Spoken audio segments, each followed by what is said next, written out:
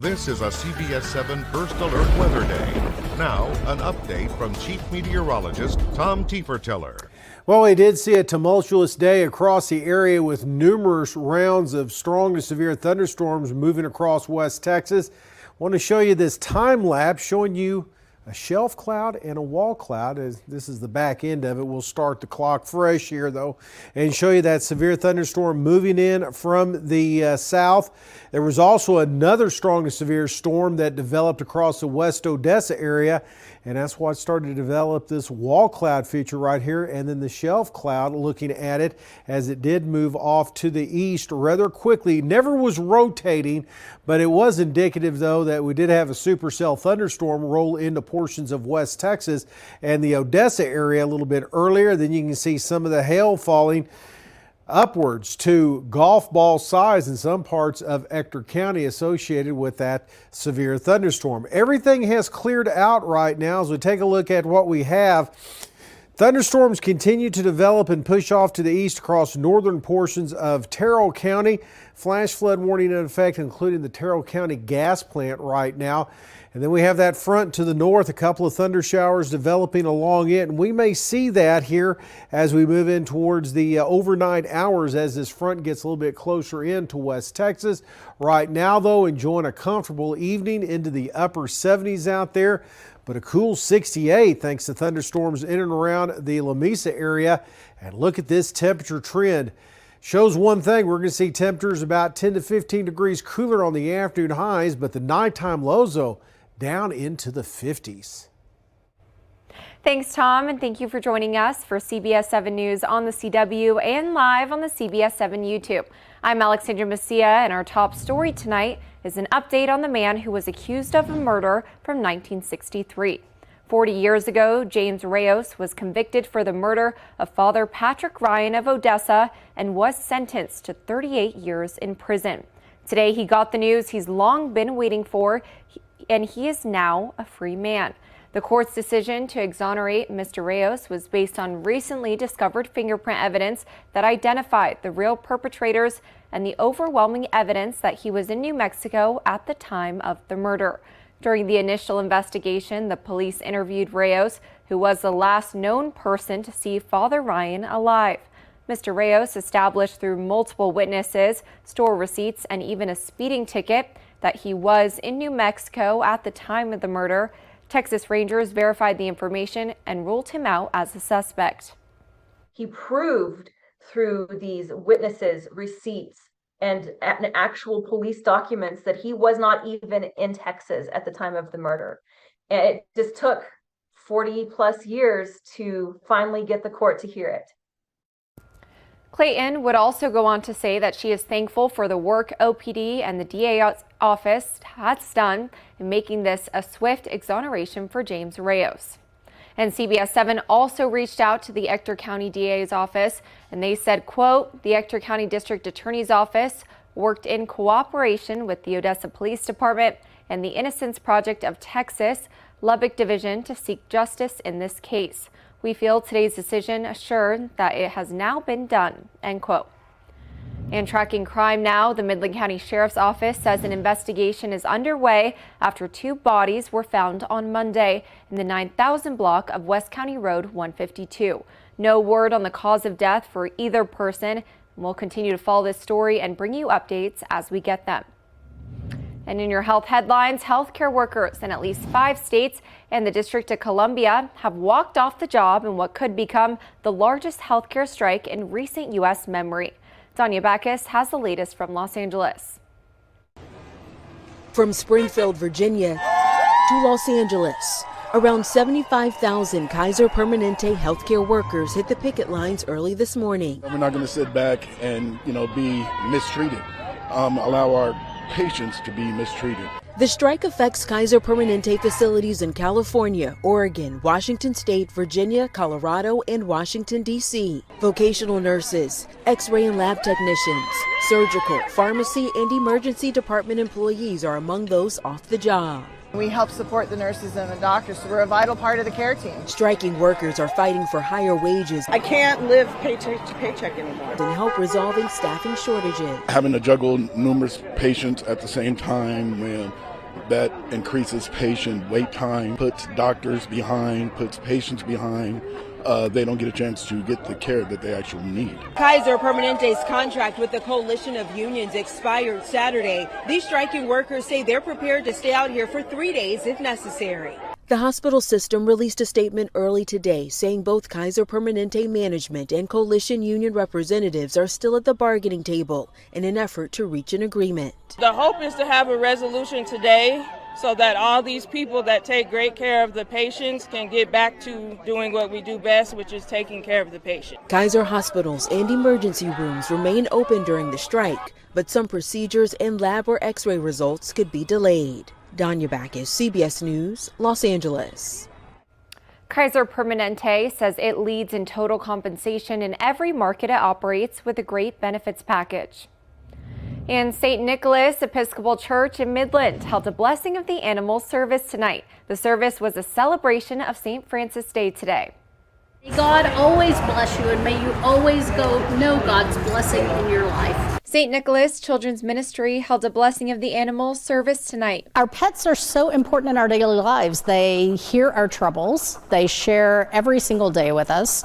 They are very valued family members. The annual service, held at most Episcopal churches, celebrates the feast day for St. Francis. St. Francis is one of the saints who's known for poverty, chastity, and obedience, but he also would preach to animals if there were no people available to preach to. 13-year-old Caitlin Buck attends the event every year. Okay, so this is Birdie. Her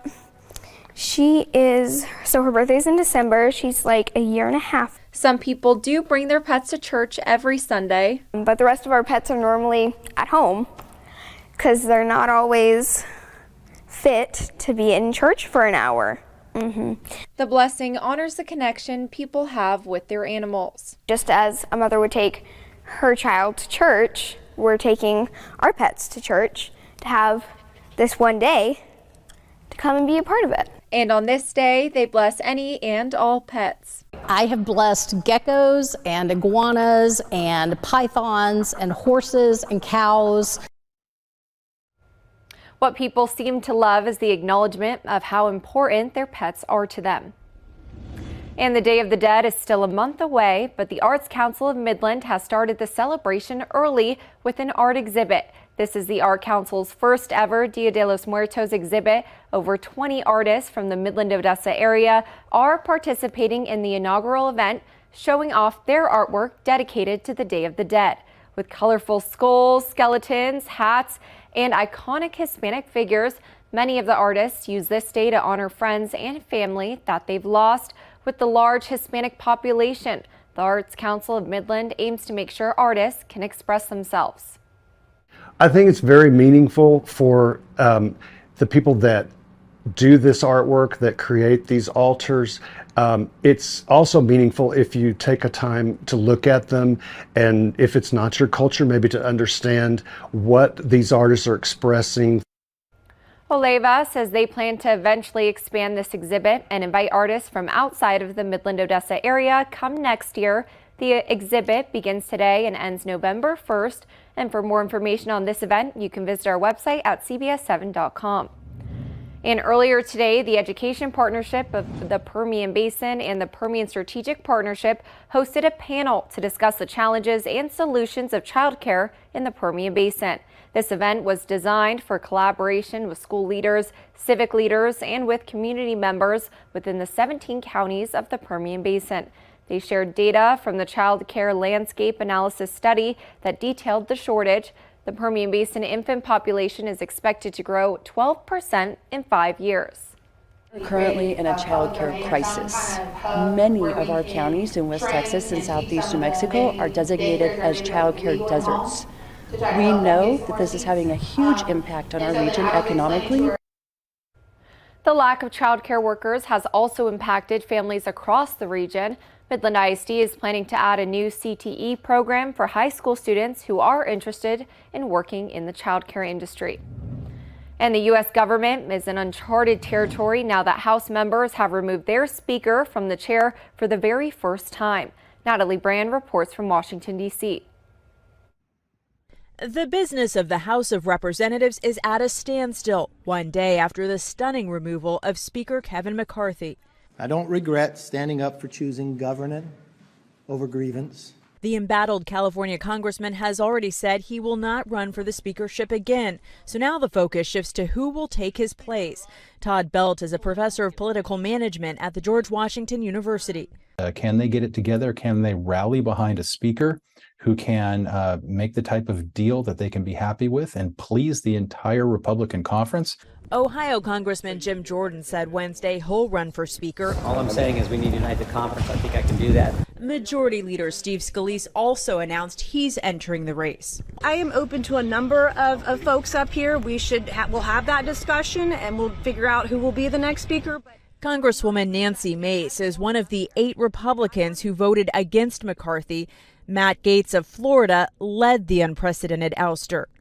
But the hardliners also had help from the other side. House Democrats were not pleased when McCarthy blamed them for the near government shutdown after he had appealed to them to help keep the government open. Democrats seize the day, and he goes on TV hours later and says, Republicans did it. Republicans were leading, which is insane. House Republicans began meeting Tuesday night to discuss their next moves, but it remains unclear when they will hold a vote to elect the next speaker, with a little over 40 days to the next critical budget deadline. Natalie Brand, CBS News, Washington. Some GOP lawmakers posted last night that they'd nominate Donald Trump. It has never happened before, but the speaker does not have to be a member of Congress.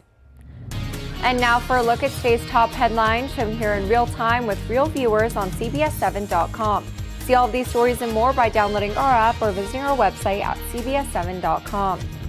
And still ahead, we are taking another look at the severe storms that are traveling through the basin and the damage being caused.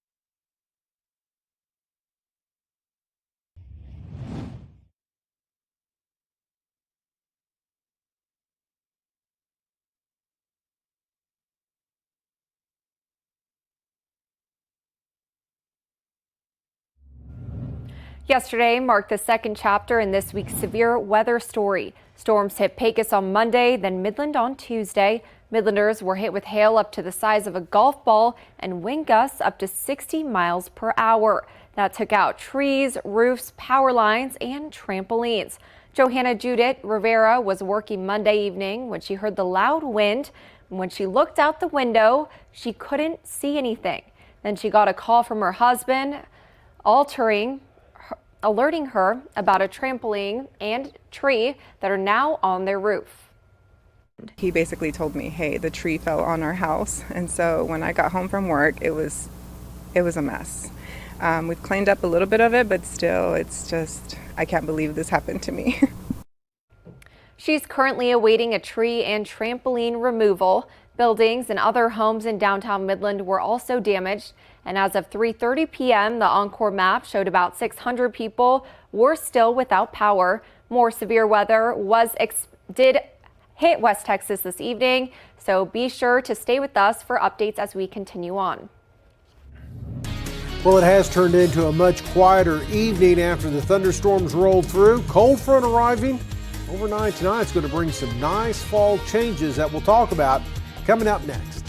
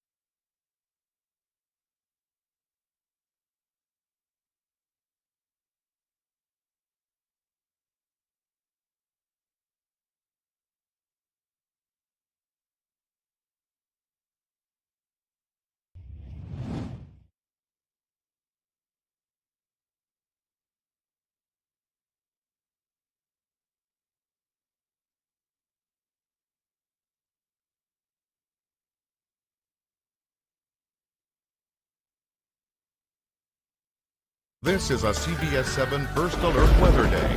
Now, an update from Chief Meteorologist Tom Teefer-Tiller. Pretty tranquil evening now that the showers and thunderstorms have ended. Live iCam in Midland showing us that right now as we are kind of picking up the pieces in some locations from the hail and the wind that we had wind gusts all the way up to 60 miles an hour over towards Schleiermacher Field in Odessa as those storms rolled through. Here's what we saw on the rain bucket. Now this is what happened at the airport out of the Miller National Air and Spaceport. 17/100ths of an inch, quarter inch up at Schleiermacher Field, but there were some heavier amounts in town and nearly 7/10ths of an inch of rain in Fort Stockton, where they did see some flooding like in Odessa. 2/100ths in Alpine, and we're still getting rain down towards the lower Trans-Pecos, but Dryden so far about 2/10ths of an inch of rain coming in. Here's what we're looking at on the radar right now, and we'll zoom in on areas north of Dryden. Scattered showers and thunderstorms continue to develop across northern portions of Terrell County back into the southeastern corner of Pecos County, really staying out in rural areas but affecting the Terrell County gas plant, and this goes until 10 o'clock tonight on that flash flood warning for those locations. Also seeing a little thunder shower activity try to get going along the front, and that's not going to be ruled out overnight tonight. Even as it does move through the Midland Odessa area, we could see again a thunder shower as that front rolls in.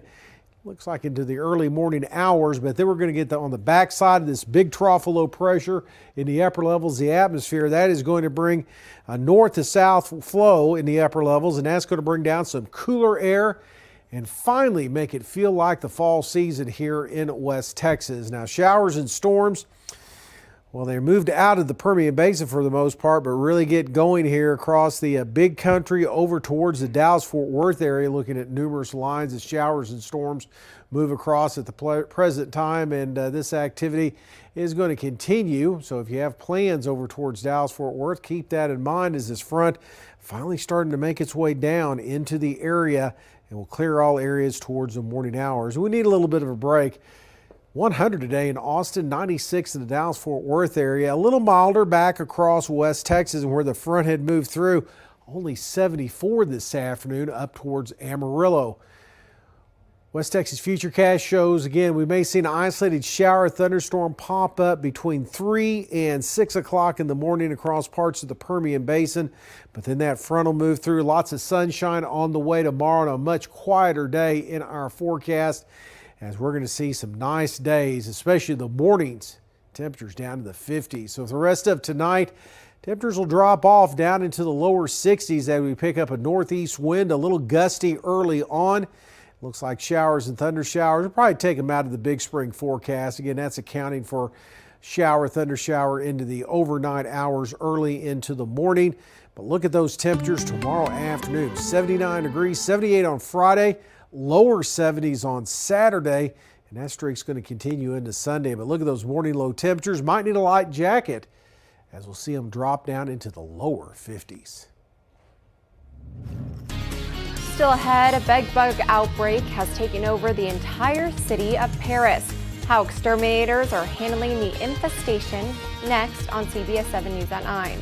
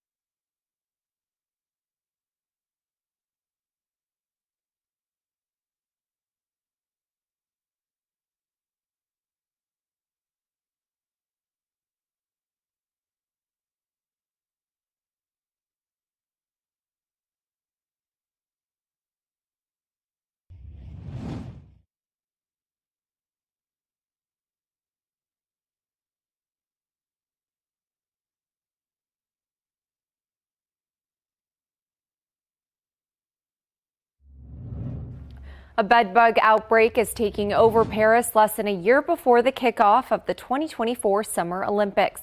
Officials are racing to get them out before the games begin. CBS's Ian Lee shows us. As Paris prepares to roll out the Olympic welcoming mat, some unwelcome visitors are already in town.